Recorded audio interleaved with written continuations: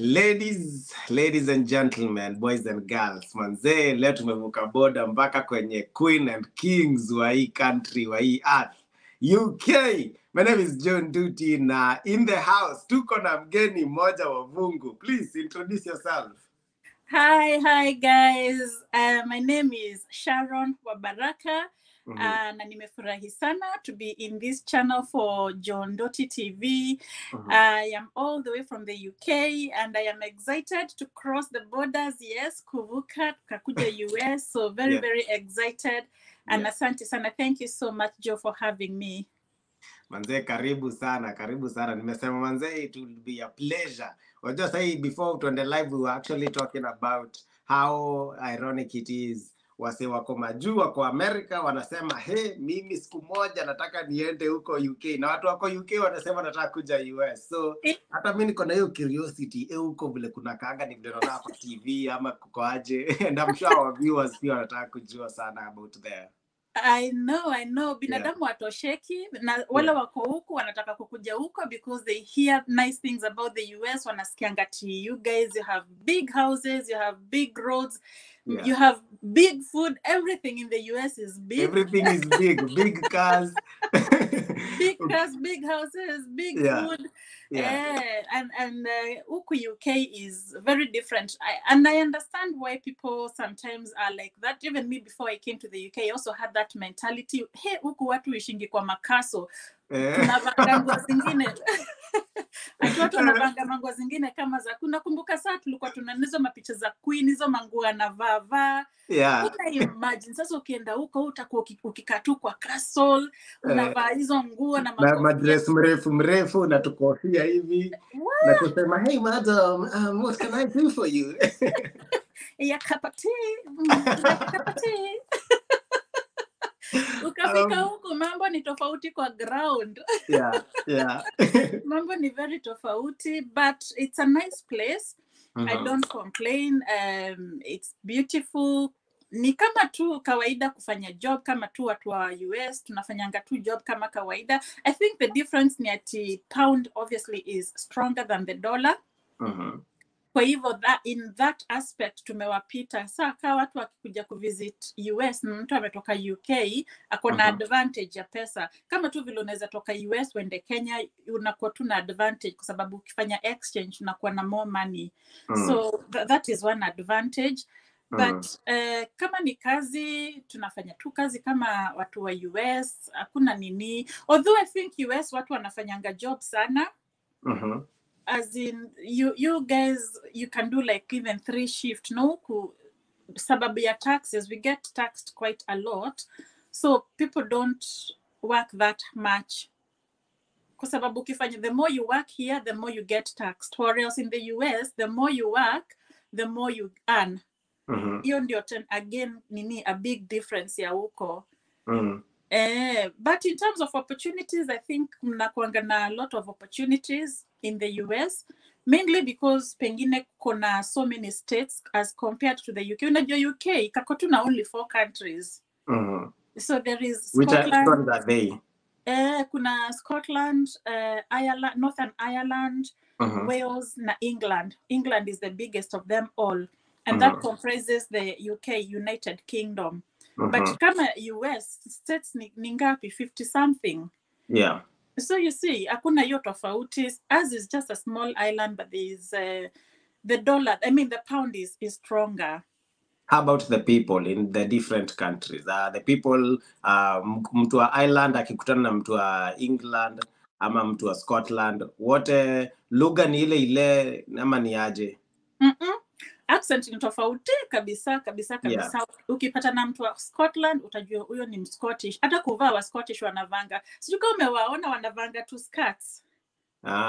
Kuna wale wanavanga tu skirts au ni wa Scotland, na tena accent yao ni tofauti. Ukivuka Wales pia accent yao ni tofauti. Huko ni mashambani by the way. Wales ni ushago. Ni ushago. Ni ushago alafu wanapenda nini African by the way. Huko ukikuwa huko na film cut huko Mali Africa hivi.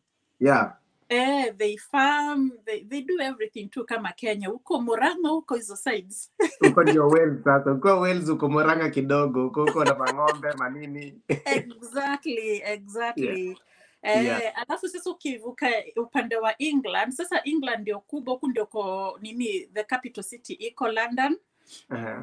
It's the biggest, and when you have the bigger city, of course hata integration ya watu itakuwa sana, so there's a lot of foreigners kutoka different countries, not to say Wales na Scotland na huko Northern Ireland hakuna, pia huko kunao, but I think England we have the majority watu kutoka different countries. And people know of England sana, not hata Scotland, Wales. Watu wengi wanaongeleaga tu England. Hata si England, wanajuanga tu London. Mtu anasema mimi naenda London, hata kama unaenda Manchester, hata kama unaenda Scotland, mimi naenda London. Yeah. So London is very popular, but London pia ni mbali kiasi. So me personally niko mahali kunaitwa Manchester. Sijui kama unajua anything about football. So unajua Man City? Naisikiaga.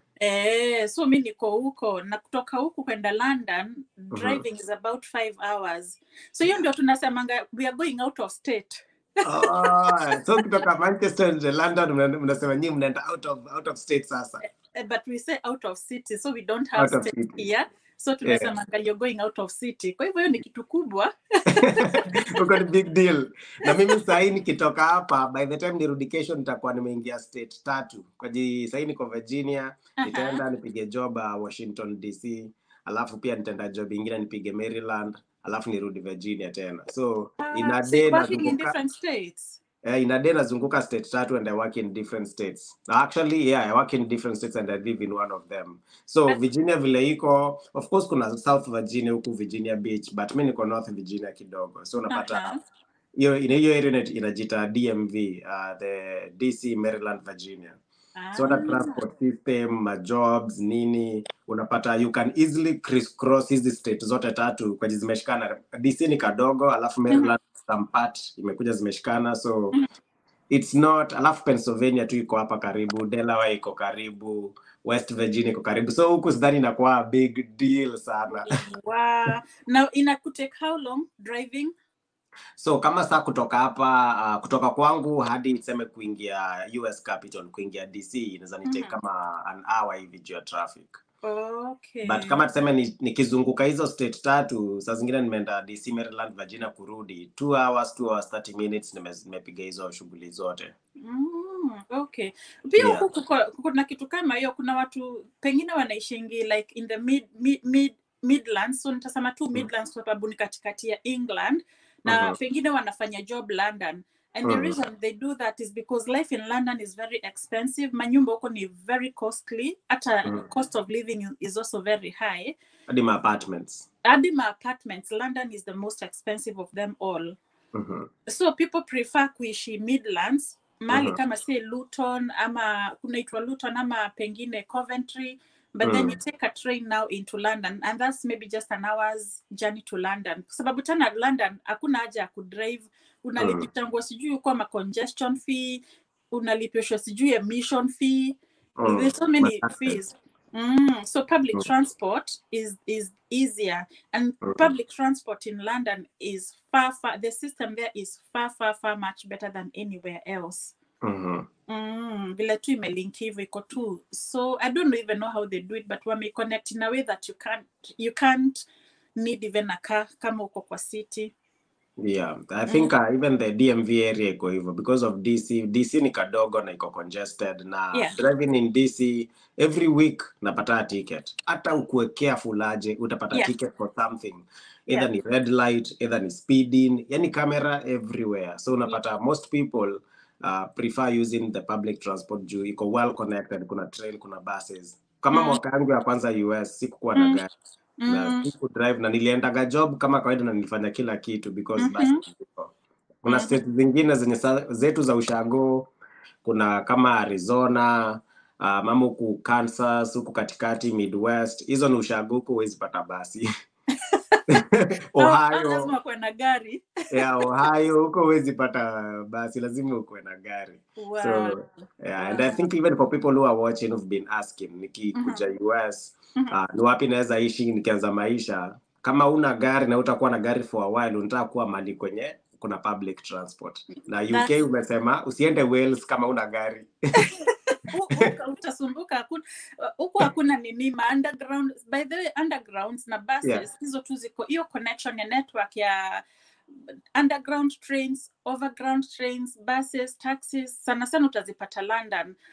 Hata nini ukienda Northern Ireland kama in the main cities hizo utazipata, Edinburgh, Glasgow, you know those big cities, everywhere where there's a big city utakuwa na good connection. The key is don't stay there, especially kama uko mpya. And the reason why, let me just give you now an example ndio you understand. Like rent ya how out of London unaweza pata a 4-bedroom house in a cost maybe around 1,000, let me just say 1,000 pounds, dollars, pounds per month. Ukienda London, a small 2-bedroom house in a cost 2,000. Wow. Na aina garden, nika flat kwanza hata si nyumba. So that is the big difference. So mbona mtu uende umekuja kuishi hapa alafu jifinyilie na maisha ya kulipa 2,000 where else unaweza lipa that rent in a bigger house, stay more comfortably, especially kama uko na watoto, and you even pay cheaper. Yeah, makes sense, because that was the mistake me personally nilifanya. When I first nilitoka kwa host Florida, I flew to Northern Virginia. Nilikuwa nakaa city na kwa najita Falls Church. Hiyo city ni 15 minutes to Washington DC.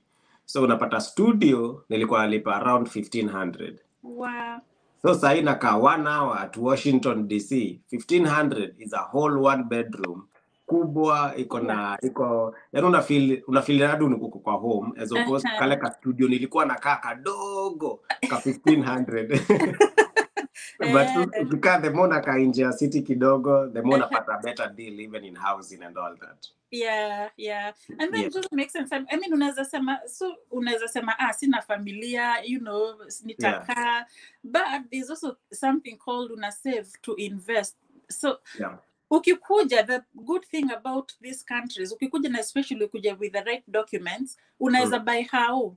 Na ukichukua sasa mortgage, it is to your own advantage kwa sababu haulipi mtu rent, ni wewe mwenyewe ndio unajijenga. Na hata ukifika mahali feel you're going to sell that house, sio pesa ni wewe ndio utarudishiwa. Right. As opposed when you're renting, hiyo pesa unasaidia mtu mwenye hiyo nyumba. Ukitoka unamwachia hao yake, ameshaji develop, nini increase nini yake, property yake, na you lose, hakuna kitu utatoka nayo. So I encourage people, mtu akikuja Majuu anza kusave. You know me, there's one thing mi usema nani Joe, if I knew what I know now, I'll probably have done things differently. Kama kuna mtu alikuwa ameniambia Sharon, start saving immediately you come here, don't waste your money, achana na hizo raha, that is what I would have done. But unajua mtu ufika na my excitement zingine, unaona nimefika. Huku ndio huko sasa, yani umefika, umepata job, uko na mshahara kidogo, vitu ni rahisi kupata. You want to drive, you can get a car. Yani hata mimi in first 2 months I made some mistakes but me siwezi sema na regret sana juu kama hizi singe make hizo mistake singekuwa najua vile nitafanya sasa in future. Because to echo what you've just said, ukikuja hivi kwa nile mentality ya wajifanye mjinga, jifanye bado uko Afrika tu, endelea kumpata pesa na ishi ni kama bado uko mtaani, ishi kwa hivyo. Ndo nilikuja nikarealize, nasema aya, mimi naishi maisha ya wasee wa huku na watu wamekuwa huku forever, wamejidevelop. Alafu unapata kama watu wa huku walianza kufanya kazi wakiwa 17 hadi 13 walikuwa na credit cards, wameanza kubuild credit. Sisi Africa before upate job huko sijui 20 ngapi, hata hiyo job kupata ni ngumu. So ukikuja huku kukimbizana na watu unaumia. You should definitely put your money and invest. Yeah, na kujenga credit, like you have said, kujenga credit is very, very important in these countries. Kama hauna credit, by the way, hakuna mali mtu huenda. And like you have said, huku wanaanzanga kuprepare watoi from an early age, from as early as 13, wanaweza pata hizo summer jobs, unaenda hata kama ni 1 month ndio utafanya, at least umeget experience. So by the time unamaliza shule, already uko na experience kibao. Hakuna mtu atakunyima job, unaona. Alafu pia credit, usha build credit by that time. So unapata mtu by the time ako 19, ako na enough credit hata ya kupata hao. Right. Lakini sasa mtu amekuja kutoka Kenya ama kutoka anywhere, hana credit, hana anything, hana experience, alafu sasa uanze maisha hapo juu. Haujajisaidia. You're right. You're still growing old, you're not getting younger. So kama ukikata kujisaidia around that time, utakuja kupata kazi yako tu ni kuendanga mashift na hautaitoka na anything. Una 20 years, 10 years zinaisha, watu nyumbani wanasema, "Haya, Sharon alienda America amekaa 20 years." Na Exactly. alafu anakuja mkono mtupu hapa anakuja mkono mtupu hana ujanja. Exactly. And you know what happens, Joe? Hapo ndio mtu endanga sasa underground, kwa sababu sasa unagundua when it is too late the mistakes that you have done. Na you feel ashamed of yourself. So unajificha, unaendanga hapo kujificha, unasikia sasa watu wanakutafuta, Sharon wetu alienda nini na tumsikiange, kwani ni nini ili happen? But sasa unaangalia mali umefika, unajua there's no turn around. Na unajua kuna mali umefika, saka huku UK, ukifika 50 years, hata kupata mortgage ni ngori. Acha nitumie hiyo sheng yako kidogo. Na before uende sana, kuna wase tunaweza kuwa tuna have conversation juu mimi na wewe tunaelewa hii mortgage, credit, nyumba. Let's just circle back kidogo tu kwa the viewer who's not familiar with these terms. Now, umesema kubuy nyumba ni important. Kubuild credit ni important. So before that we explain sana about mortgage, tuanze hapa kwa credit. Credit ni nini? Unaipata aje? Alafu kidogo process vile utakuja upate hadi nyumba. Okay. So kubuild credit ni first of all una apply for a credit card. Unaweza apply through the bank ama unaweza apply through the stores. Stores ni kama maduka, unaweza pata sasa sijui za US zinaitwaje huko, kama kuna malls huko US. Kama Macy's shopping mall. Macy's, exactly. Tuseme tupatine tu example ya Macy's. Uende Macy's uchukue store card. Sasa alafu uende uchukue nguo. Kitu tu ya kawaida, uchukue hiyo nguo, alafu every month unailipia. Just make sure umelipa na you're not missing the payments, the monthly payments. Alafu ukimaliza uchukue ingine. Unajua hiyo pesa uko nayo, but you just want to pay back in credit, ndio ubuild credit yako. So the key point is unanunua hiyo nguo ukijua yes niko na hii pesa, but I don't want to use my cash money, I want to use credit. Alafu ukitoka hapo unaweza chukua kadi ingine, unaweza chukua pengine ya bank. Hiyo rent yenye unalipa badala ya kulipa na cash, lipa na credit card, and then make sure you're paying back that credit card. And you know the key is ukilipa before interest accumulate, how to charge your interest, so you're still paying the same amount that you were supposed to have paid originally. But what you're doing, you're building now your credit pole pole. Unaona, sa by the time unaenda kuapply kama ni gari ama ni nyumba, what they normally do is look at your credit score. Unalipanga, do you default? Kudefault ni kukata kulipa in time. Ukikuwa na default, obviously ina affect credit score yako. So it is important ukichukua kitu unailipia. So that's what credit is, and that's how you build credit pole pole. So na ule mtu mwenye anasema mimi niko na $10,000 kwa account, mbona nianze kujiingiza kwa madeni na watu, mbona kwa mimi nimekutana na hadi wa Kenya wako na hiyo mentality, mimi ya credit, mimi ya pay cash.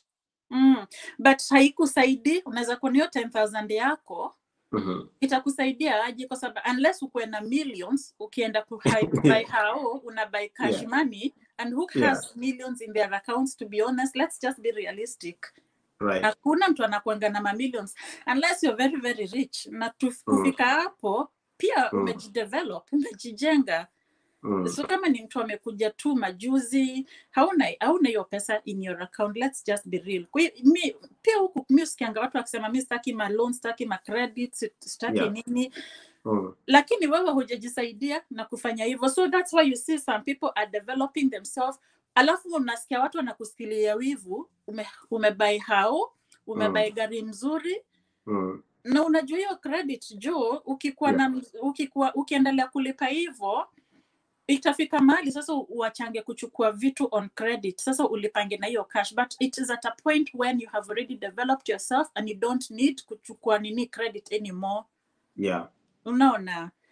But mi mwambia mtu, shauri yako kama utaki loan, shauri yako, lakini na watu wakisonga mbele, usikie vibaya. Usikie vibaya. Hata mimi nimeona watu walipanic sana, wanaona kijana amekuja juzi hapa hivi na ana make strides kubwa. Wanadhani ni mimi niko na millions. Kumbe tu ninajua kushughulika credit tu. Credit tu najua kuchunga.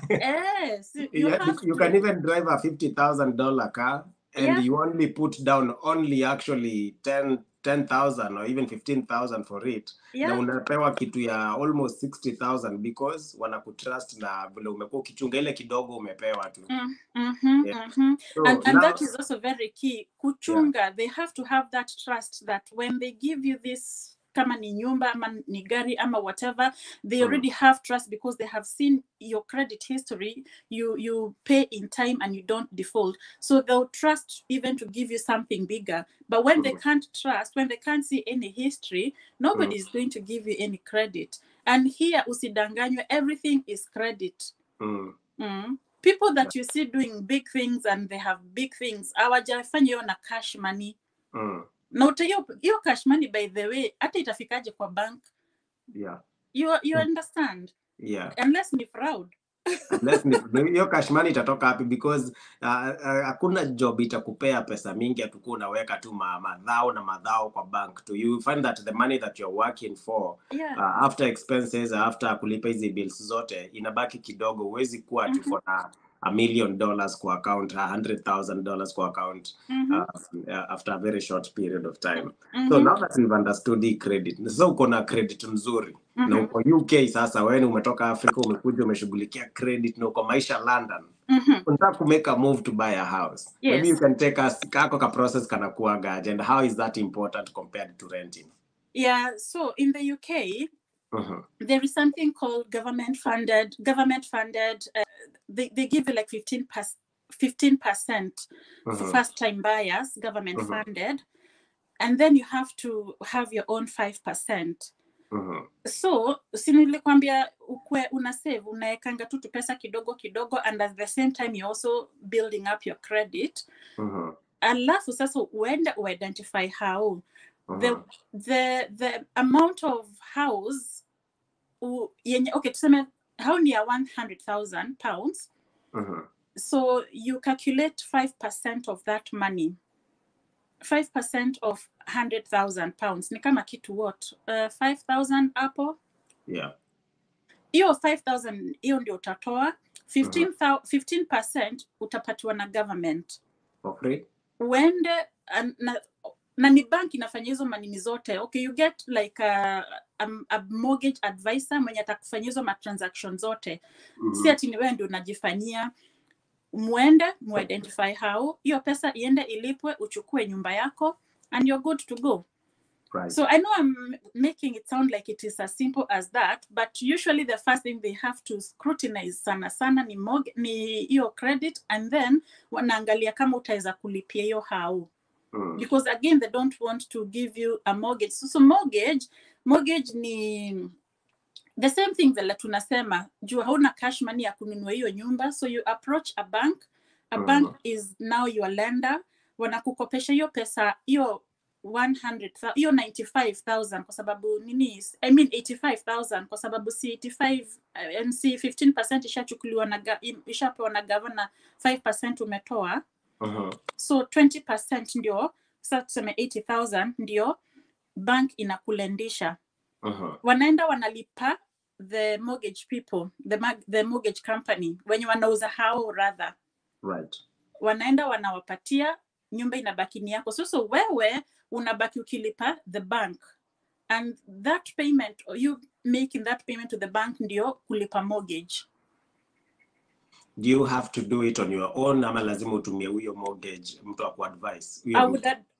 I would advise you use the mortgage advisor because there are legal requirements. Kuna vitu utafanya legal documents una sign na nini, and you need to understand what you're signing up for.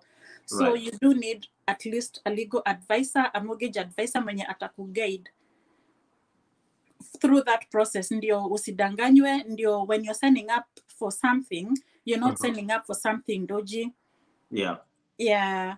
But people who have an experience, okay, especially the first house, I would advise mtu atumie nini, mortgage advisor na nini na a lawyer. But after that, ukisha elewa all the processes and everything, unaweza tu enda unajitafutia how. You still need a legal advisor for all the legal requirements, but maybe you might not need a mortgage advisor.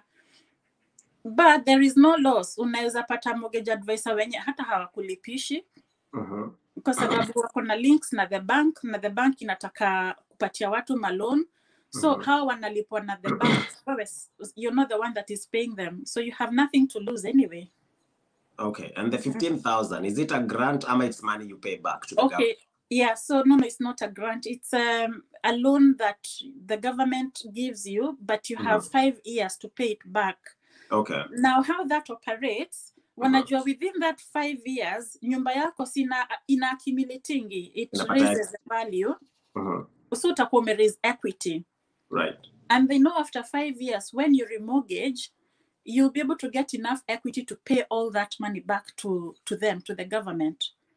Sasa unaendelea now without the loan. Hapa kuna financial play ingine muhimu. So lazima upange kazi vizuri. And I hope people who are looking forward to travel to the West, to the UK, the US, waelewe that hizi countries zimeweka systems in place. Wewe ukifuata tu hizi system utasucceed without doubt. Like ni vile tu umesema, umekuja, unataka kuanza, nitaanza aje kutafuta credit. Unaenda tu kwa store ya kawaida. Your store inakupea secured. It's a secured credit card, right? Yeah. Or is it unsecured? Ni ile unaweka pesa yako kama wanakupea tu, wanakupea pesa ikiwa ndani. Hizo credit card wanakupeanga ikiwa na pesa ndani, wanaweza kuanzishia na kitu kama 500, waone vile utalipa. Wakiona unalipa wanakuongezea, wanaenda tu wakikuongezea hivyo. So inafika ngamali like me, kuna sasa mpaka naitiwanga wananiambia we'll give you 8,000. Mimi nakataa. I don't need it. Bado nakataa. I don't need it kwa sababu sasa nitajitami, si nishafika mali nilikuwa nataka. Why do I need to add more credit to myself? And that's a very good thing you umesema. And that requires financial discipline. Yes. Financial discipline nikitota mimi. Acha mimi naongea hapa hivyo sio nakaa najua kila kitu. Na nilikuwa naambia kwa watu kwa group, hata mimi sijui kila kitu. I am growing tukiendaga. Na ni kitu nimelearn kwanza, especially hii mwaka, vile tuliingia mwaka ni financial discipline. Nilipata ka job fulani nilikuwa Texas kutoka last year August. Na sasa hiyo contract ilikuwa tunalipiwa nyumba, tunapewa food, mshahara yako yote iko mahali tu hata uguzi. So hapo kutoka December hapo January sasa ikakuwa tunatoka sasa tumeweza kutumia ile pesa. Na in those 3 months ilinifunza the way I handled my savings and the choices that I made. Ilinifunza tu kitu moja about financial discipline. Umesema kukataa, kuitiwa pesa na kukataa, because hawa sisi wajinga wanataka kuongezea loan, wanataka kuongezea mashida, because sahi uko na maybe credit card ya 10,000 alafu anakuja anakuambia tunataka kuongeza 5,000 kwa hii credit. Do you know when you did not have the extra 5,000 you were managing well your finances? Absolutely. But when you get the 5,000 more, now you want to increase your expenses. No, you have to be wise. Again, you don't want to have an overspend kwa sababu hiyo pesa you know what happens is ukikuwa nayo tamaa unachukua hiyo pesa yote, itafika mahali hiyo monthly payment inakushinda kulipa. because they calculate the interest, how much you pay depending on how much you have taken. So kama you're not making enough to pay that money monthly, utatoa wapi pesa ya kulipa hiyo monthly payment? So again, you have to be wise. Vile tu umesema, ukwe disciplined. Financial discipline is very, very important. Hata kama unachukua na hata kama unajibuild, you have to be also very wise. Na usichukue credit. Mwambia, don't take credit on top of another credit. Kwanza malizana na moja. If you must take multiple, malizana na moja alafu uchukue hiyo ingine afterwards. Like pay off the debts you have before you take up another loan. Exactly. Yeah, that's a very good way of explaining it, because it's very easy huku countries za nje kukwama into debt. Na nilikuwa hata kwa in one of my videos nasema watu wanashinda wakiuliza, mbona msee aliendaga Majuu hata kurudi Kenya hajairudi, hata sijui ya tumagi kitu. It's because it's easy to be trapped kwa hii system. Unapata kila pesa kidogo unapata, you have to pay the debt. Ama unapata hii pesa yako iko so tied into bills. Na hizo ni bills unaweza avoid. And those are personally me choices nilimake. Nilikuwa naambia wase in one of the lessons nimelearn in 2 years. Nilikuja kwanza nikabuy tu gari poa tu second hand. Na nika pay off bila hata na deni. It was paid off. Ilikuwa tu gari mzee but inaenda. But vile tu nilianza kukaa nikaona kama nimekuwa na pesa kidogo, banki inashinda kiniita ikiniambia kuja tukupe gari. Me, I'm thinking these guys are my friends. No, they're not your friends. Wanataka kukutai. The bank was calling me every time and sending me mails on my box. Wananiambia, bro, tuko na hii interest ni mzuri sana, shika gari. Ile kunilign on the dotted line ndio nilijua ile burden nimejiwekea. Because I'm like, I am losing almost $700 more than I was not losing. Na ningekuwa tu na ile gari ingine tu. Na inaenda bado. Na inaenda tu. So I think na hizo vitu ndogo. Unakaa wanataka kukuitia simu. Unakaa wanataka kukuitia 5,000 more on your credit. So it's being able to say no, actually. Unajua kuna kitu ingine, and I'm not very familiar with this because I don't do it a lot, but kuna watu wanachukuanga hiyo credit card but you put it towards an investment. So you trade it, so inakuletea pesa, una understand? And unalipa hiyo pesa ya credit card yote, but you have invested that money. Na hizi ni zinaitwanga, oh gosh, what are they called? Okay, so there's so many trading investments ziko nyingi, and you have to know which company is offering legit trades. So una invest. Unaona, so hujachukua hiyo pesa ati uende tu ununue kitu yenye haikuletei pesa. So that's also very important. If you can be able to do that, again, contact a financial advisor mwenye anaelewa hizo vitu vile zinaendanga. Hata Bitcoin kuna watu nasikianga they make a lot of money. I'm not for it because I don't understand how it works. But there are people who understand. Mi hata sijaipata picha ya Bitcoin vizuri. Maybe shares, bonds hizo, but Bitcoin blanda. So unachukua, una-invest, unajua you're going to make something out of it. Unachukua hiyo pesa yenye umemake, unalipa credit card yako, unaendelea na maisha. Right. Maybe before tuendelee sana, we can view the comments hapa before to the next segment. What do you think? Okay. Yeah, we can, So Kambastar, hello Joe, Paula, hey guys. Clinton anasema mchika na cheki. Lucy Mwangi anasema I love that you are inviting different guests with different perspectives. Keep up the good work. Shukran manze. Lucy Mwangi pia ameanzisha channel yake. Alikuwa mtangazaji pale KBC. Naishi Delaware, Lakson Omari, muuliza stories za agents wa UK. Kuna agents Kenya wanaitisha 250k processing fees. Sijui kama uko aware stories za agents wa UK? Yeah, I am. And by the way, if you tell people, Joe, I have a channel that I talk to people about these jobs opportunities in the UK. Inaitwa Baraka Global Media, and I've given a lot of information about first of all how to apply for those skilled worker jobs here in the UK, and secondly how to avoid those scammers. So hiyo story imekuwa, kuna watu wengi wamekuja wanaanza kulipisha watu pesa ati wanawatafutia job. It's all a scam because hizi jobs are UK.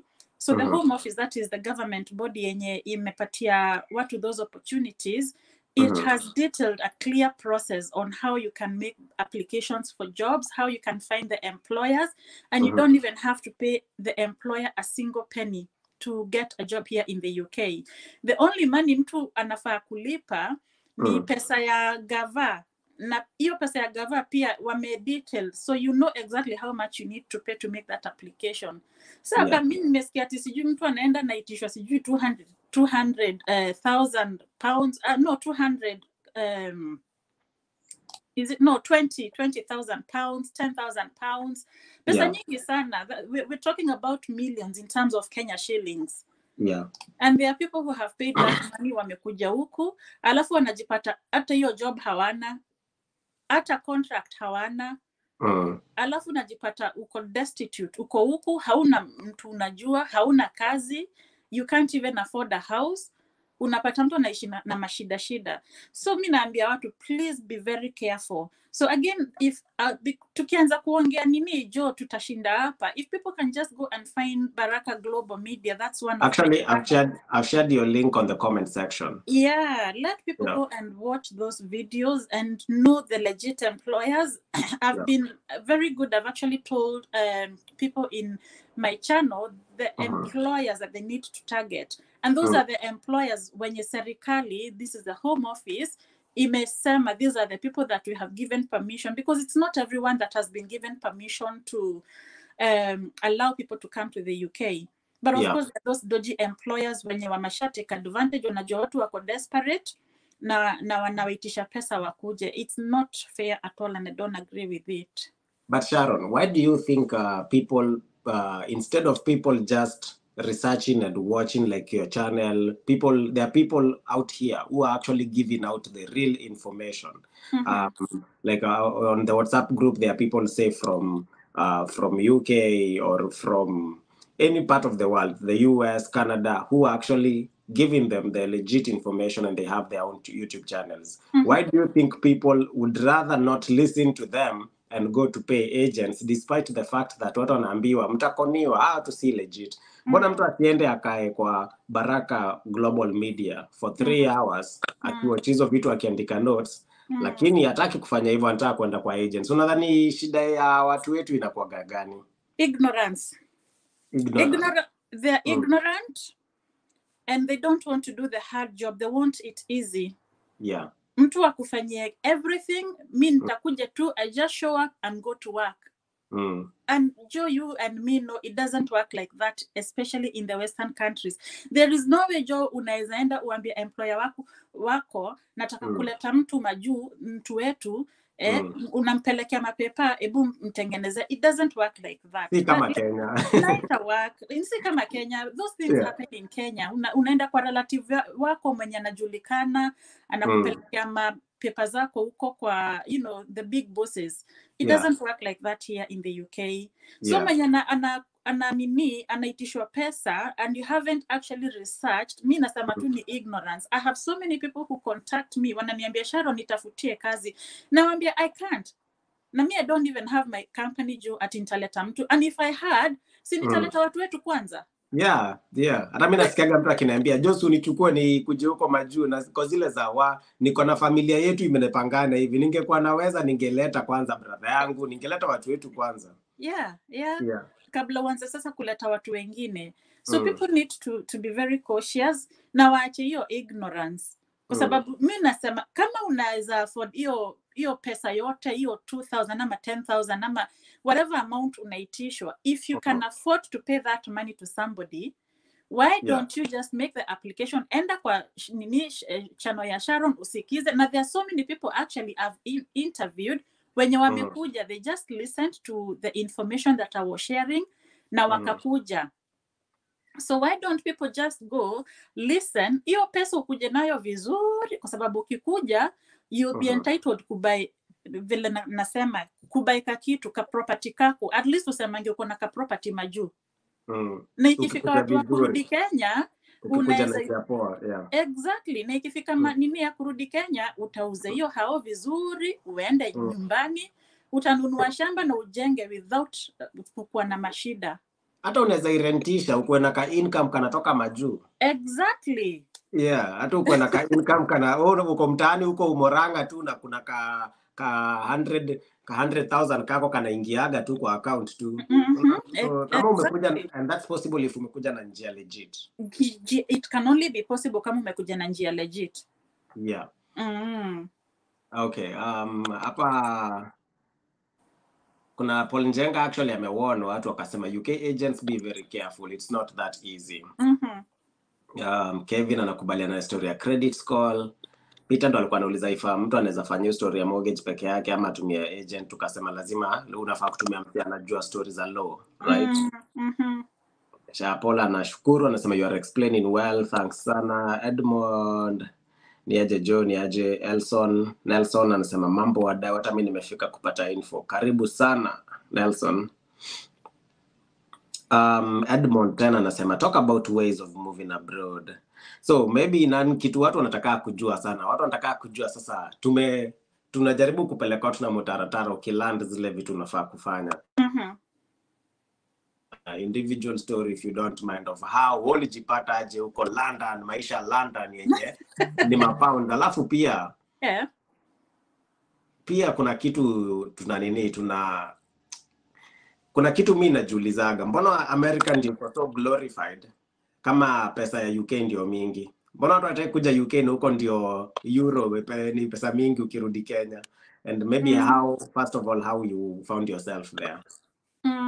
So to begin with, there are many different ways watu wanaweza kuja. So it's not only one way. So one of them and that is very recent, hiyo njia ya jobs skilled worker visa. That's very, very recent, by the way. In fact, it started only in 2021. Before, kulikuwa na njia za walikuwa wanaita tier 2. So tier 2 is an employment based visa. Kama unakuja kufanya job, but you had to have like a degree, a master's, ama a PhD level of education. So but now they scrapped in the wakaleta hii ya skilled worker visa, where they've opened it up to many people and they have lowered the level of education to only A level. So A level is like a diploma, a college certificate in Kenya. Okay.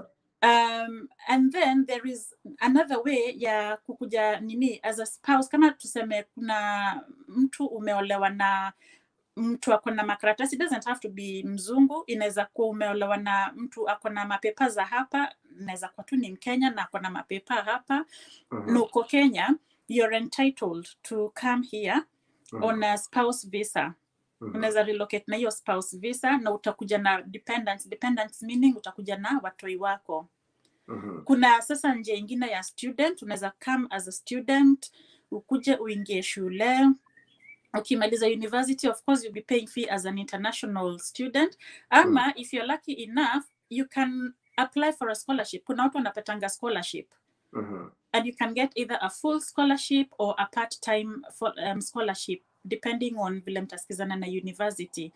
Uingie hapa, usome, ukimaliza, uta-apply to job, and especially now because those job opportunities are quite many, you can find a job in the skilled, the shortage occupation list. Utafute hiyo job ukiwa hapa na unaweza pata. And again, the key to getting UK, but the key to getting jobs in the skilled, in the shortage occupation list is finding a job that is in that list. Sijui kanaeleza vizuri. So there's no, tuseme for example, umekuja kusoma And there's so many jobs, by the way, so it is likely that you'll still get a job that is in the shortage occupation list. I mean, we're talking about 6,000 plus jobs that are in the shortage occupation list. That's a whole list. It's a whole list. So whatever career that you choose, it is likely that it is going to be in the shortage occupation list. Lakini tuseme umekuja kufanya kitu kama customer service, and this is just an example. Now that customer service is not in the shortage occupation list. Ukimaliza course yako, ukimaliza university, hautapata job hapa because it's not in the shortage list. So the key is if you're coming to study, target to study the course that is going to lead to a job that is in the shortage occupation list here in the UK. Once you get the job, it's easy now to get the papers. Once you get already when you're as a student, you're legal. You're legal. Already you're legal even as a student. For how long? For the duration that your course will take.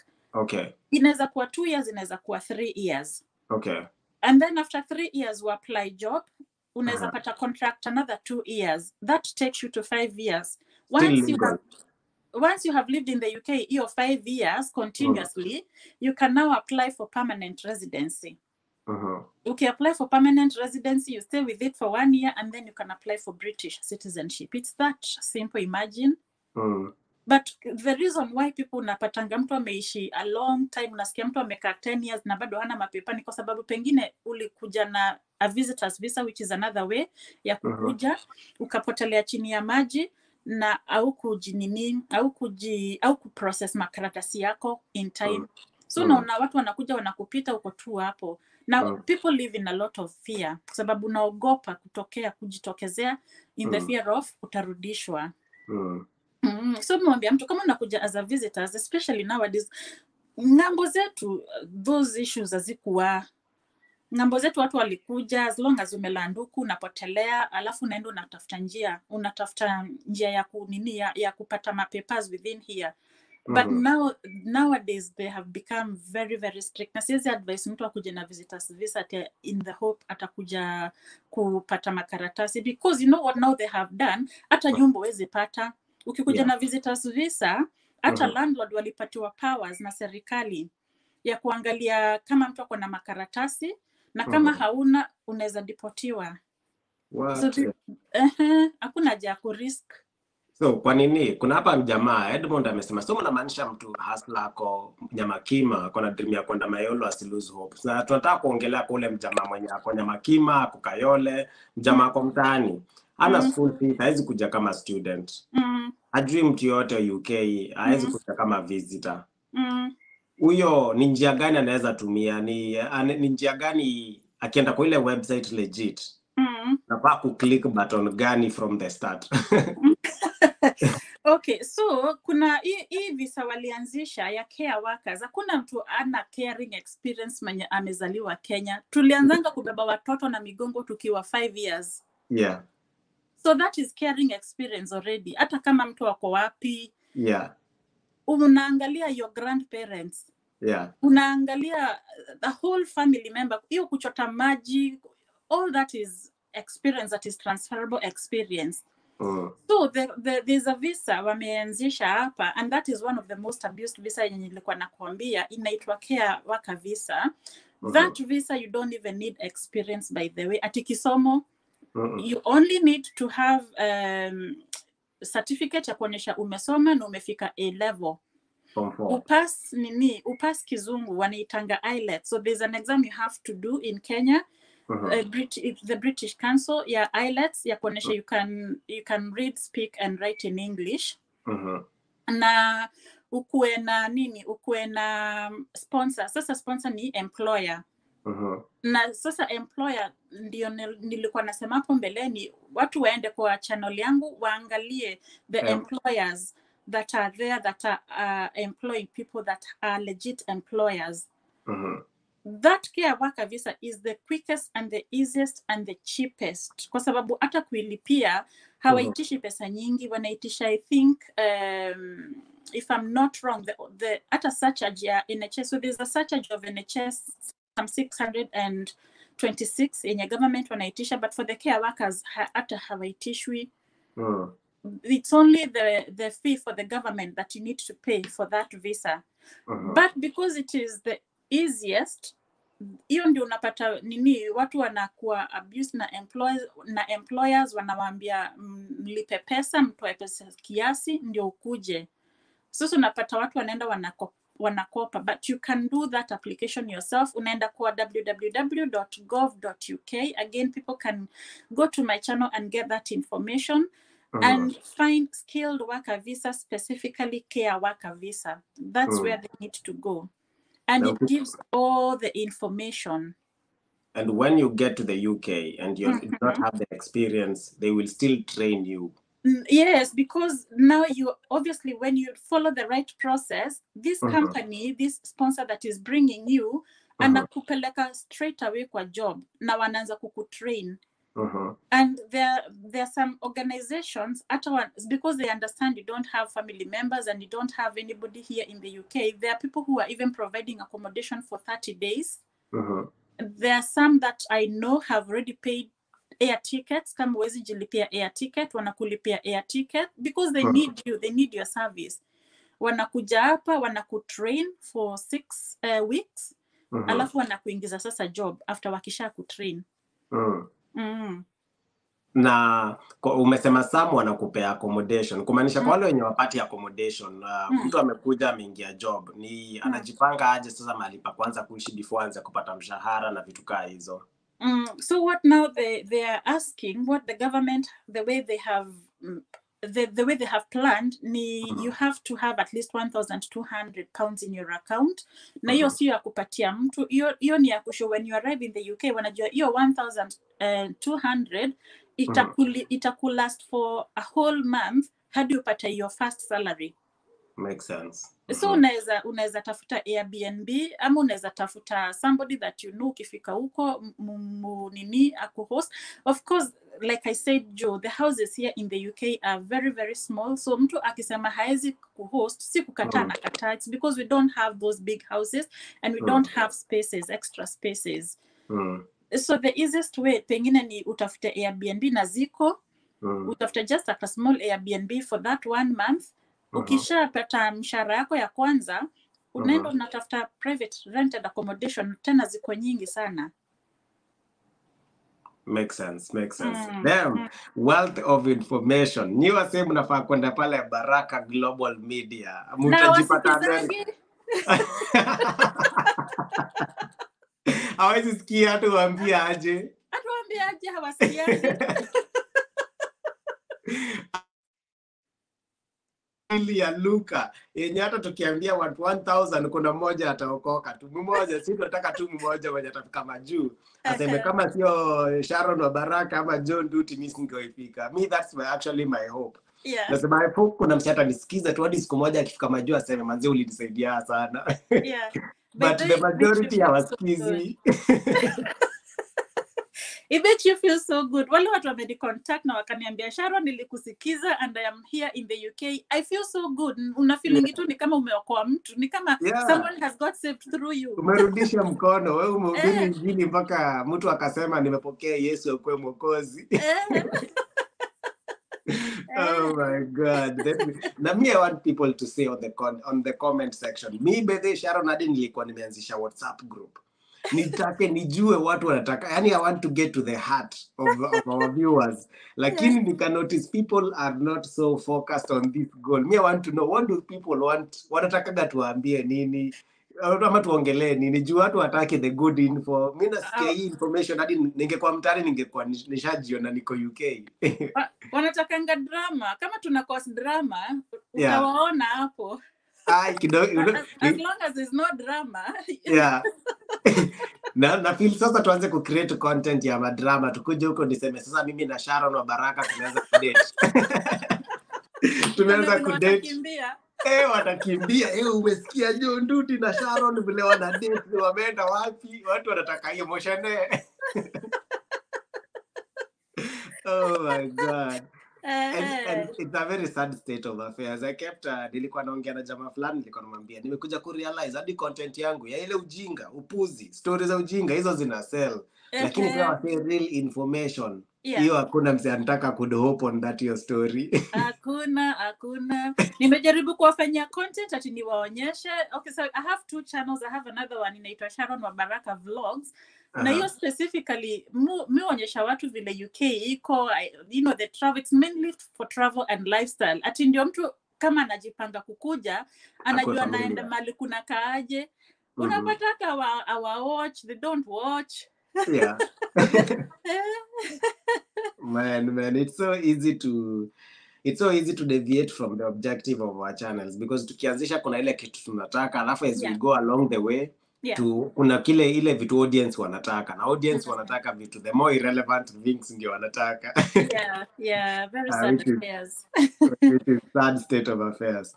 Manze, if you guys have any questions on the comment sections, chezeni kama nyinyi. Ronan anasema I have been applying for UK jobs without success. Sijui mbona. Can you please tell us on how to apply for these jobs na upate? What should be done? Is it possible mtu afuate hizo procedure na hata hiyo opportunity? Mwambie aende kwa channel hiyo especially hiyo ya Baraka Global Media, mwambie aende hapo asikize, spend a good quality of time akisikiza, na asikize pia testimonies za wale watu wamekuja and what they did, because it's very important to listen to what other people have done to be able to get it. And most people that I interview ni wale walinisikiza na wakafuata the process na wakakuja. And there are so many people that even when you sija interview, but there are so many people that have already made it. Again, the key difference is to check. Unajua kuna watu wana apply hizo jobs za UK, but they are not following the process. Pengine wanaangalia nini Google, wana search jobs in the UK, but there are specific jobs that are for skilled worker visas for people who are coming from abroad. Na kuna zile za watu wako hapa UK, and those are 2 different categories. So if you apply for a different category, hautapata, utashinda ukiapply, unapatanga reject because you're applying in the wrong category. In fact, as we speak, I think I am on the www.gov.uk. Yes. Me, I want to actually share that link directly. Mimi natakaga nipe mtu hadi stories za green card na kupeaga link ya direct ndio usiseme huko unajua. So, on this page, what should I be looking for? Skilled worker visa. Skilled worker visa. Skilled worker visa. Yeah, hata unaweza tu Google skilled worker visa under your gov.uk utaipata. Skilled worker visa. Okay, here we go. Apply for a skilled worker visa, formerly a Tier 2 general work visa, correct? Yes, that's what we say. You offer the skilled job. Sasa, wadau, hapa niko na link ya direct. Yenye ukienda hapo utapata list ya hizo skilled worker job zote. Direct. Acha ni paste. Ndio hiyo. Wajua kuna mtu anaweza kuwa anasema anaweza kuwa anaenda to the wrong websites. Nilikuja ku notice pia people sometimes don't know how to differentiate the real websites and the fake ones. Na hata story ya green card kuna mtu ananiambia ameapply. Alafu akinitumia website niko zile za bro. That's not even the sometimes people just don't know where to go. But wadau, hiyo link itakupeleka kwa hiyo. Na kitu kingine pia nimenotice, watu wataki kusoma, watu wataki kukaa hivi wa spend time either. Unajua hata kuna video nilifanyaga about the different types of learning. There are people who are visual, there are people who just see something and they will remember. There are people who have to spend time on a document, review it word by word, verbatim. You know, there are people who have to learn by actually doing the thing practically, right? Na wewe as a viewer lazima uji-identify. Wewe ni learner wa type gani? Wewe una learn aje? Kama lazima usome kitu ndo uelewe, enda kwa website. Mi lazima nisome by the way. Tunaweza ongea hapa 5 hours na nikitoka nishasahau. But nikisoma nakumbuka. So before ni come green card your website nilikuwa hiyo DV program, nilikuwa naisoma every day kama exam. So different viewers have different style. Kama wewe ni msee wa kuwatch, enda hapo Baraka Global Media. Watch, spend time watching. Skiza. Kama ni audio visual, unajua different types. Ukishapata strength yako ya learning, utajua vile utapata hii information even on our viewers.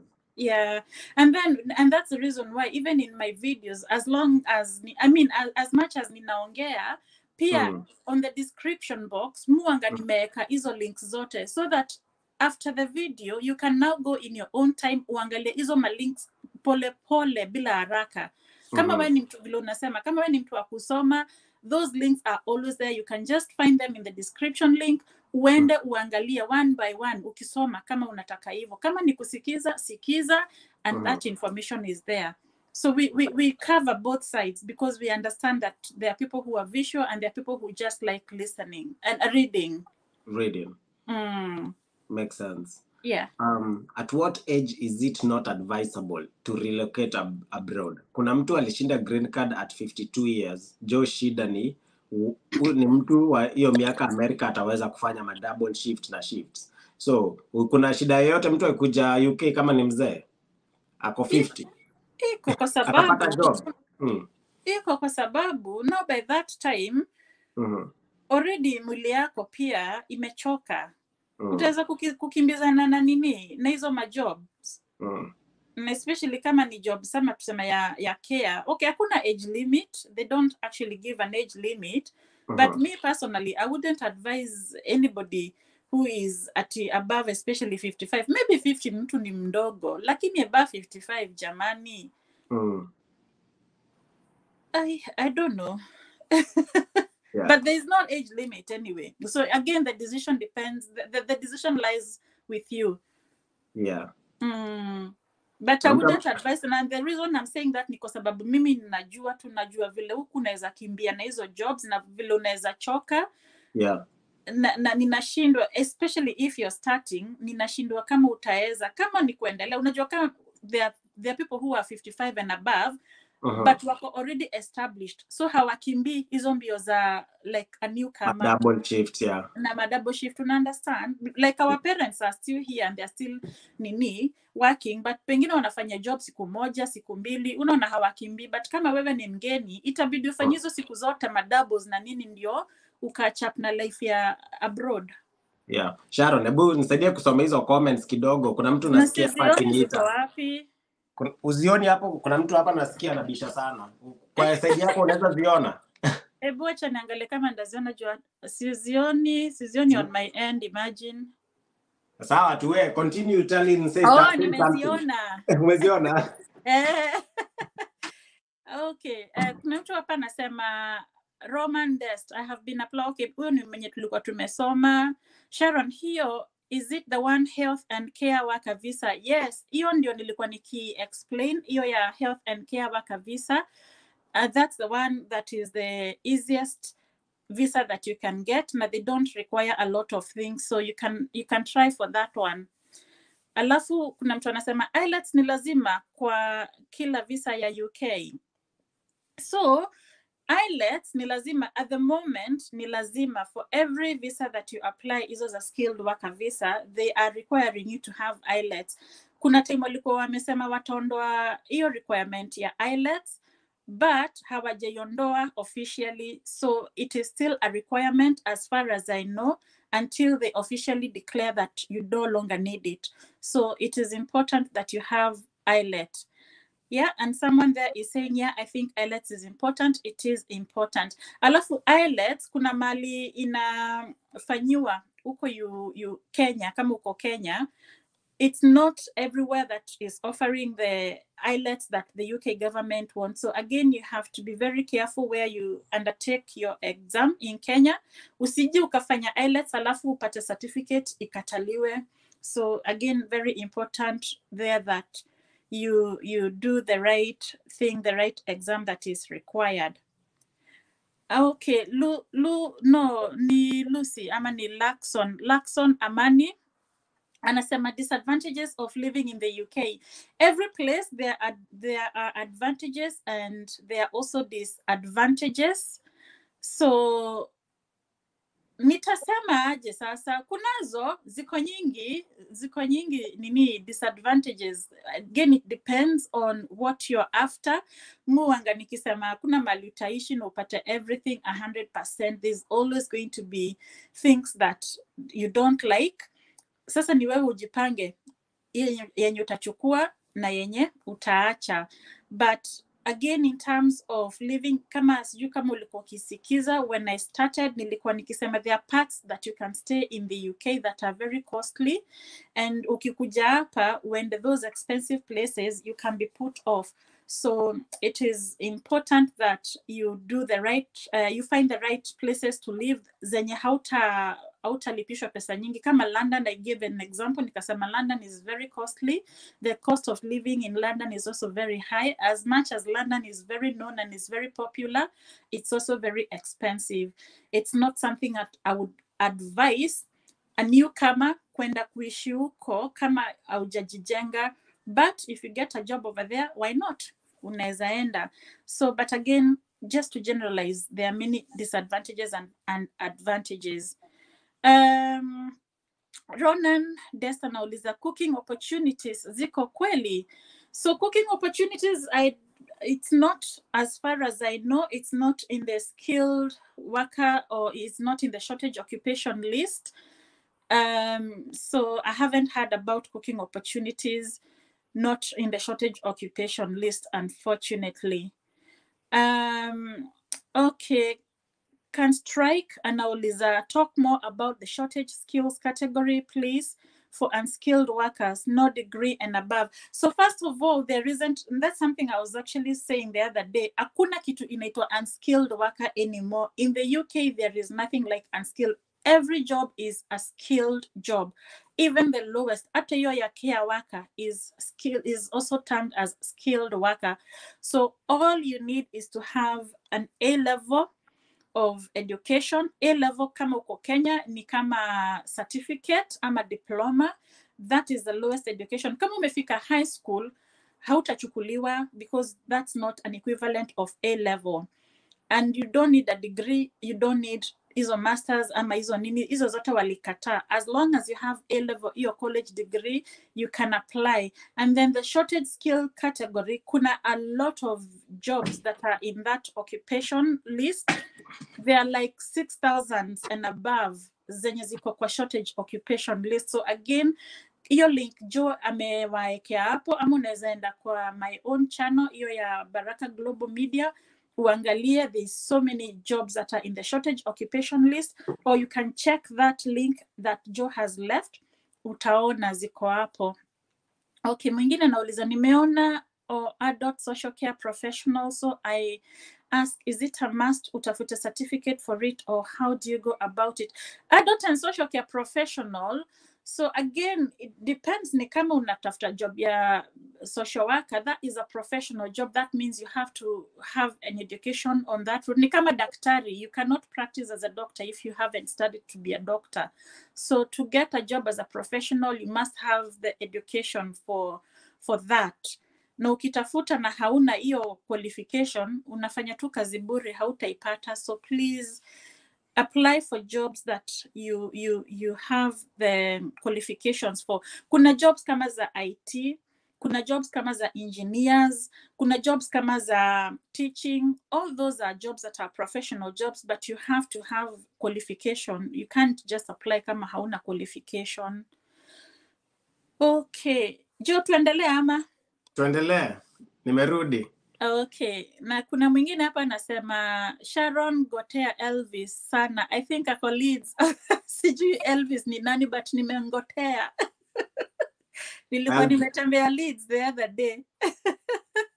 Uko ndo umeenda out of town? Nilikuwa nimeenda out of town, nilikuwa nimeenda Leeds. Kuna mtu anauliza mbona Nigerians wako wengi? Kwa sababu wana ma connections. Ma Nigerians by the way wana ma connections nyingi, and they are also supporting their own. Kama mtu, kuna Nigerians wengi sana wako na hizi YouTube channel, wanafuata, wanaambia what to do, so they are listening. Our own Kenyans, unfortunately and very sadly, you guys are not listening. You're not listening to the information we are sharing, or I am sharing, or the other Kenyans are sharing.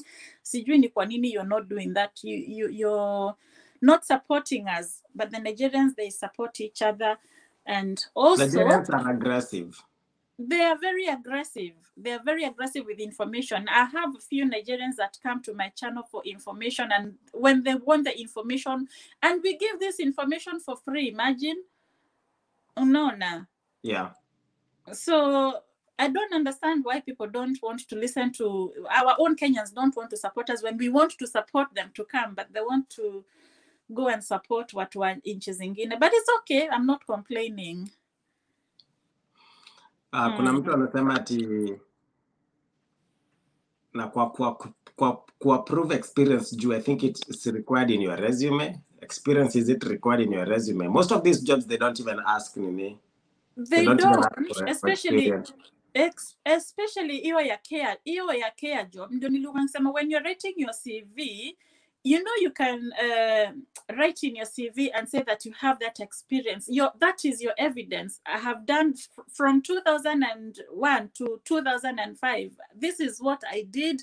And then you go on to explain what you did as your caring experience role that can fit in the job, that the job description that you're applying for. They are not going to ask you ati certificate ama nini. No, as long as uko na certificate ya college, hata kama ulifanya something totally unrelated to care, they don't really care. That's why they are training you when you come here. Yeah. But they want to know that when you come here, are you going to be able to do the job? They're also looking at how confident you are. Yeah. They're also looking at your communication skills. Yeah.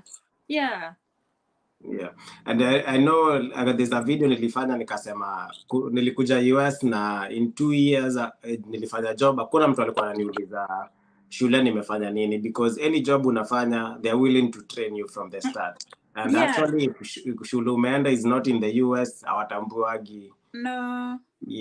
So they train you. That's why they train you, so that you have their own experience yenye umepata hapa.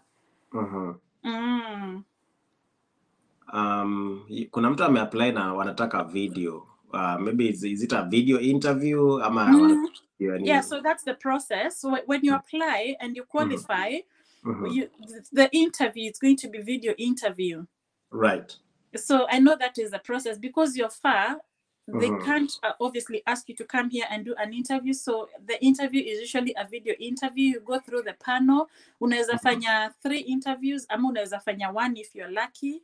And they tell you that you have qualified, and then watakupatia sasa COS. COS ni certificate of sponsorship. It's just a number. It's not a big thing. That number is what you go with to the embassy. Unaenda unachukua now visa.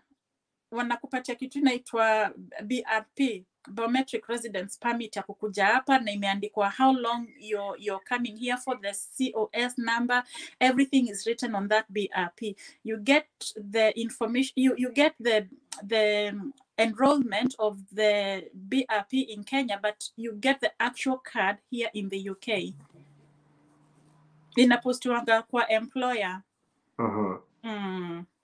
Well said.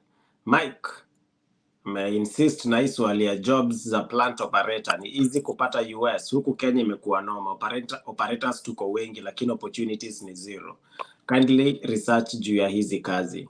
First of all, Mike, nikukupasha. Wewe umeresearch ama unataka tukuresearchie tu? And maybe unaweza pata hii job iko nini? Unaweza pata hii job iko kwa ile list ya zile jobs ziko pale kwa hiyo website. Unaweza pata tu iko na mtu hataki kuresearch. Nataki kuresearch, I know. By the way, hizo category, just talking about hiyo ya plant operator, at the moment kuna visa category hapa UK. Inakuanga ya seasonal visa, inaitwa seasonal visa. So seasonal visa, like it says, is only seasonal. So it's actually only during summer periods. Sababu summer periods ndio huku watu wanapanda, ndio chakula inagrowing vizuri, because kuna jua. So that seasonal visa inakuanga hizo plant operator, kwa sababu unafanya mafarms huko. Unakumbuka nikikwambia Wales huko nini huko Ushago. There's also some farms in England, very big ranches here. And they can employ you if you get a sponsor that is looking for that kind of job. So those are seasonal jobs. They start around May time na zinaishanga around September time. Sababu sasa tukiingia winter, kila kitu inakufa kwa shamba. Yeah. Good session. Good session. So, Mike, I hope umepata hiyo ujanja. You can try look for a seasonal job. Nimeona or adult social care professional. So I ask, is it a must utafute certificate for it, or how do you go about it? Ulikuwa umejibu hii hapo la? Nilikuwa nimemjibu. Yeah. Nilikuwa nimemjibu na nikamwambia hizo professionals you have to be very careful. Nikamwambia ni kama kukuwa daktari na unataka kuapply hiyo job na hujasomea udaktari. So it all really depends. Nini social care ni nini? What exactly are you applying for? Right. Na kunazo za social care, by the way, as long as it says care, not professional. If it is care worker, then that is not a professional job. That is okay. But kama imesema professional social care, that's like a social worker. That is a job that you have to be qualified for. You have to have a degree for that. Yeah. Manze, guys, I hope you've been taking notes. I think in terms of life in the UK and jobs and how to get there and what you can do when you get there, Sharon Wabaraka has the best nuggets of wisdom. And if you have any question, definitely endeleeni kutuchanua hapo na mnafika kwa page yake pia. Sharon Baraka Global Media.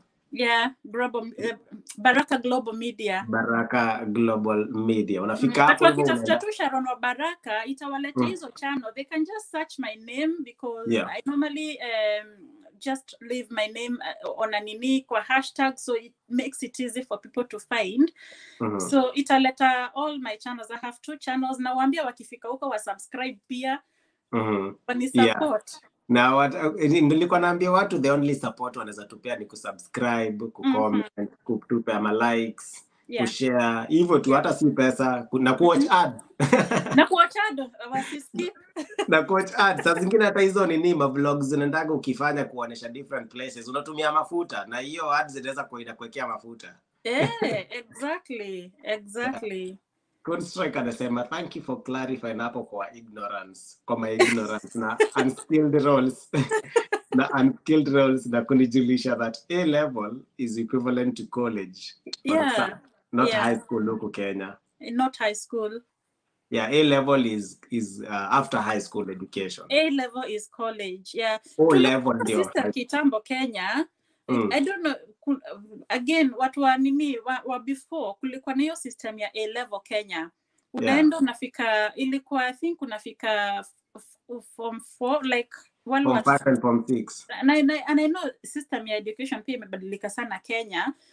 Walikuwa wakiendanga mpaka A level. Sasa A level ukifika form 4 unaenda another 2 years. That's A level.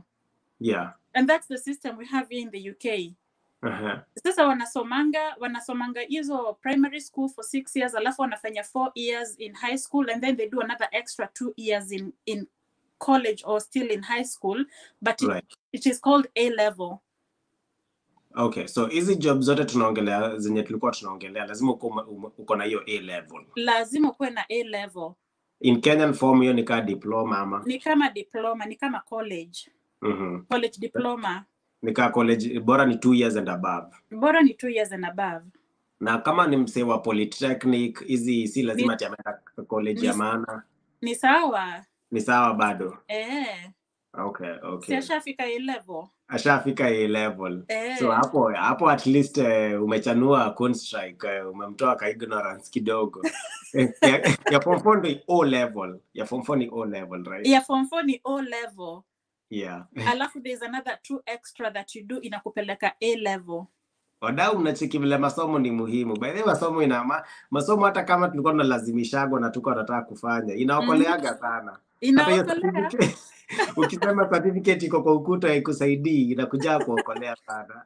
Inakuokotea sana. Yeah. No, unajua kuna watu wengi pia wametoka India, hizo Nigeria. Kuna mtu amesema mbona wa Nigeria wamekuja. By the way, watu wako na kizungu mbaya. Si kama Wakenya wa kwetu, we have very good English, watu wametoka Kenya. Na unapata Wahindi wamejaa hapa, hawajui kizungu, hata unashindwa walipita hiyo nini IELTS aje. They can't even speak English. Na wako wamejaa hapa. Watu wananisikiza wako UK, they can attest to that. Ni kwa sababu tu walisoma tu, hata kama kizungu hawajui, wako na hizo certificate. Exactly. When by the way wamesoma wanasoma tu wanazieka but hawaongei kwa sababu hata wanaongeanga tu wanasoma na hiyo lugha yao. Yeah. Safi Jo, huko Canada nimeona ziko mob, but the weather conditions ndio hunikalia noma. The winter season is almost half here as per the videos I've checked out. So Mike, wewe unataka kujali weather ama unataka kujali pesa? Atasaidika aje? Utasaidika aje? Na hata hapa kuna snow pia, hebu ambia hata wakikuja huku pia winter kuna kuanga na baridi sana. Ni only sahi kuko na nini, najua it's summer time. Ikifika wakati wa baridi tunagongwa na baridi vizuri kabisa. Tunagongwa hadi unasikia unatoka hivi nje unasikia inakukata, unasikia aka inakukata huko kwa cheekbones. Na nimeona kuna ka trend nimecheki na some of our viewers and hizi hata ndo vitu mi personally mukula nare na kasirikaga nasema aki, kwa sababu mi I'm hoping the people that I'm speaking to wako na roho kaa yangu, hawataki kujua about sijui weather conditions, hawataki kujua sijui hizo unfortunate events zinaweza fanyika. Yani there are people who are afraid of suffering kidogo for the bigger picture. You know, nataka kuja Majuu na ikuwe easy, nimeweza kulipwa, nimeweza kuendesha gari, niko na nyumba yangu. Haitakuwa hivyo. It doesn't happen like that. It doesn't happen like that. Yeah. Show me one person. Hata mwenye amekuja na green card ama amekuja na legit ways, you have to sweat. You have to sweat from day one, lazima. Mimi nilikuwa naambia wasi ati naweza piga job 3 in 24 hours. Mtu anakuuliza aje kwa nini? TV hapa mimi sikumbuki the last time niliwasha TV kwa nyumba. Yeah. Juu unaingia kama umechoka unalala umetoka tena. Umetoka, yeah. Nyumba tu ni ya kulala. Nyumba ni kaa lodging. Yeah. Nyumba tu ni kaa lodging. So people don't want to suffer, and the same kind of people ndo maybe wanaweza kuwa nakimbilia agents kwa sababu pia wataki kusafa kwa information, kuizo back and forth, wataki kufikiria sana. Na kama uko hiyo na hiyo mentality yenyewe Majuu itakupeleka mbio sana, itakusumbua. Itakupeleka mbio sana. And you know there's something, I actually wrote something in my Facebook today. Nikasema you in life you have to know what you want. Yeah. The how does not belong to you. Sasa if you don't know what you want, how are you going after the how itaingiaje? It can't. So the most important thing is to know yourself, know your value, know your dreams, and have a focus.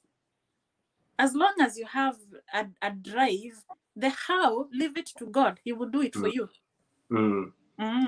Wajitume hapo katikati, mawimbi ya maisha yakikuja, nyota yako itang'aa sana.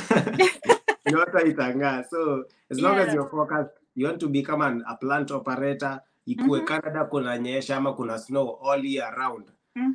Wewe unachagua kusota mtaani na hiyo hakunyeshi, hakuna snow mtaani, nyama kimo kwa hapo umekauka, una pesa, lakini umesota. Lakini ukikuja Majuu, yes kuna challenge ya Majuu. And apart from hizo physical factors, kuna tu zile emotional factors. Kuna hiyo kutakuwa lonely, utakosa marafiki, hiyo hangouts ulikuwa nazo Kenya, utakabila familia. Kuna hizo sacrifices lazima umake ndio uweze kuachieve hizo goals zako. So people should be open to experience, open. Yeah. And social life, it reminds me kuna mtu aliuliza disadvantages za kukuja huku Majuu. And one of the things is social life is very different. Ile social life tulikuanga nayo Kenya, ukija Majuu unajipata inaishanga tu automatically. And why? Is because everyone is busy. Hauna hizo matimati unaendanga kutembelea mtu all the time. You don't have that time. Ukipata tu a free time, pengine mtu kama mimi na wewe Joe, we are content creators. That's the only time you have to come here and start doing content. Utapata wapi time ya kuenda kwanza kuvisit watu? So that social life unajipatanga, unless unaenda church, unapata hiyo social life, ama kama wewe ni mtu wa kwenda clubbing, that's the only, and it's not all the time. And that's the only time you maybe get that small time kukuwa na social life. So that you find the rate of depression here is very, very high because people don't have those interactions. And human beings, we are social beings. If you don't get interactions with real people, utaanza kusink into a depression. You need to be talking to people. Now it's a thin line because you need to interact and socialize, but at the same time you need to make money. You don't have time for that. So Yeah. it's just a gamble. Yeah, it's a gamble. Na hujazoea kitu kama hiyo kutoka Kenya, so unaweza kuja hapo unapata stress na kugonga, unashindwa huku ni wapi nilikuja. Yeah. Heri ningekaa Kenya. Heri ningekaa Kenya. Naona kuapply for visa lazima ukuwe na employer. How do I get an employer? Mtume kwa channel, enda katafute. Exactly. Felix Bundi. Enda pale kwa channel, Baraka Global Media. Enda watch, usikize, take notes, relax, buy popcorns. Na usikize bila pressure sana. I think at this point we've covered almost all the aspects, and this is the first time we are having this conversation. I try most of the time to keep the live between an hour and 2 ikienda sana, but sasa tunaelekea an hour and 30 minutes. Ndo watu wasiboeke pia na watu tamani tukikuja next time. I think we can have our parting shots. Basically, me personally, I'm thrilled and I'm excited for all this information that you've shared. Na kama kuna kitu mtu hajasikia vizuri, the channel is Baraka Global Media. You go there, na nimeshare link yake hapo kwa comment section. You go there. Maybe parting shot for those who are planning, looking, in the process, thinking about the UK and life abroad. What can you say? Keep your vision alive. Don't give up on your dreams. And don't give up. If it's not happening now, it will happen one time, one day. So don't give up. Exactly. Be persistent in the pursuit of your dreams. Inshallah, manze. Shukran, manze, Sharon, and let's do this next time. We have a date na Sharon on Friday. Nitakuwa pale host wake sasa. Yes. So bukeni your border. Wavuke huko. We come and now learn about the US. Yeah, nikuja huko at least na mimi nitakupea mutaratara kidogo yenye nimeona hii mtaa. Exactly. And thank you so much, Joe. Thank you again to all your viewers for having me. Na baraka sana. Shukran, manzi. Until next time, I'm your host, Joe. Adios. Tuonane Friday kwa channel ya Sharon Baraka Global Media. Nitakuwa pale hivyo hata mimi nikipeana ma 411. Yes. Shukran, bye. Shukran. Thank you so much. Okay.